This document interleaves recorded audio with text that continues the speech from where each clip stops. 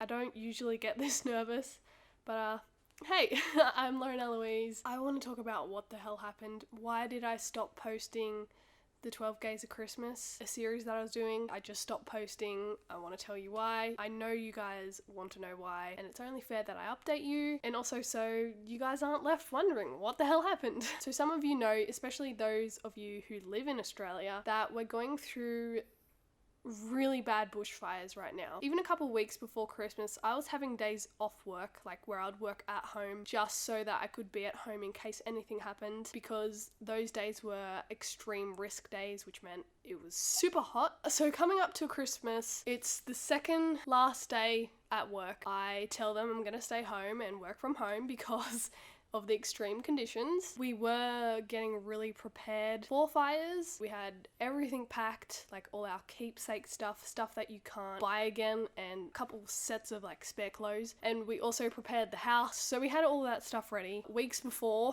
But this second last day of work, I was at home about 11 a.m. We knew they were coming. It was getting really eerie, so much smoke you can't see like anything. Me and my sister and the dogs and all of our keepsake stuff and my nan, we got in the car and we drove to my nan's house, which is like in suburbia, and mum and dad stayed home to fight the fire.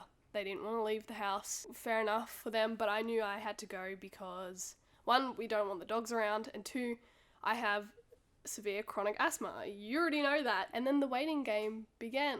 We could see on the map there's also a radio where the firefighters talk on. You can listen in to that, and we're listening as they announced all the streets that this fire was approaching. And to hear streets really close to your house is shit. I'm getting a bit upset. I didn't think that would happen in this video, but to hear those is not something you want to hear. Makes your stomach drop.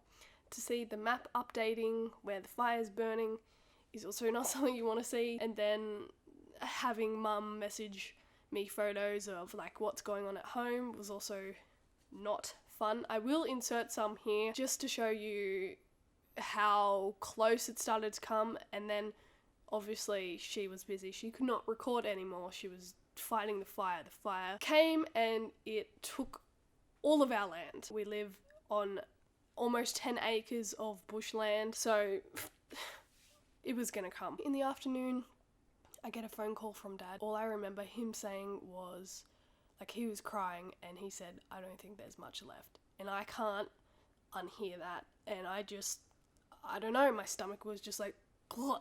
I don't really have words for that. It scared the shit out of me, and I think everything after was a little bit of a blur.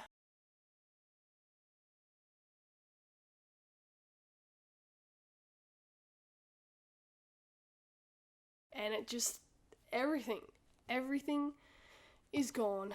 Not the house though. They closed the town off, but then they eventually got back through and they got home and they were able to call me and tell me, like, "Lauren, the house somehow," well, not somehow, with the help of the rural fire service, with their help, it is fine. We got really, really lucky. Dad was telling me, like, all the garden, all the grass is burnt, everything behind our house, which was like a forest, is just gone. I had to stay at my nan's.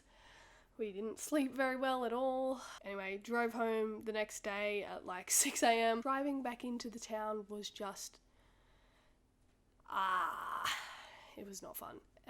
Everything was, all the trees and stuff are black, all the bush green scrub is gone. Things down the back were still on fire, still trees and logs burning, trees crashing down, and then driving past houses that no longer exist. They're just piles of rubble. It was really, what are the words? It was shit. It was not nice. It made me upset, and super grateful that my house was still standing. The first thing I did when I got home, besides have a look around and check everything, when I got into my shed, I ran onto my bed and I just said thank you like so many times to the firefighters, to the universe for keeping this. If I was to walk a couple meters that way, that is literally how close the fire was to this. That day was awful for not, I mean, it was awful for us, but it was so much worse for a lot of other people. There was a lot of houses lost that day. If I could describe what it's like when a fire comes, it would be everything slowly gets really dark, like really dark and really orange. You start getting the burnt leaves and the ambers coming,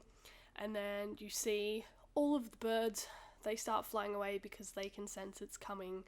And then all of the helicopters, I cannot tell you how many helicopters and aeroplanes we've heard in the past 7, 8, 9 days. Australia still is on fire. I personally donated $100 to our local fire service. Actually, if you're interested, in the description I'll put exactly where I donated, so you can do that too if you want to, because I know a few of you asked me on Instagram how you could help, and that's probably the best way. So that's where I've been. Long story short, I stopped posting because everything, my whole town, my whole bush, my land was on fire, and being with my family was the most important thing. Trying to stay safe, trying to check the house and check up on my friends and family was more important to me than posting. Obviously, I physically couldn't post because everything was packed away in the car, and I had to be, like, there was no space for me to sit down or do anything. And then we had Christmas, and Christmas is family, and it's so important to be there, especially during this year's one, because it was just so different. What I plan to do is I still will post the video that I had half edited, and then there's a Ask Me Anything and a drunk LGBT advice. I haven't filmed them too, but I will still do them because you guys ask questions and I want to answer them. I really want to make them still. So I'll film them later on, probably after the new year, but I will post that last one that I had, and we'll just wrap the 12Ks up as that. It's really unfortunate that I couldn't finish, but I know that you understand. I have a good bunch of people around me. Anyway, I am wishing you a wonderful new year. I hope great things come to you this year. This is not an upbeat video, which is hard to do an outro for, but I'll catch you guys in the next video.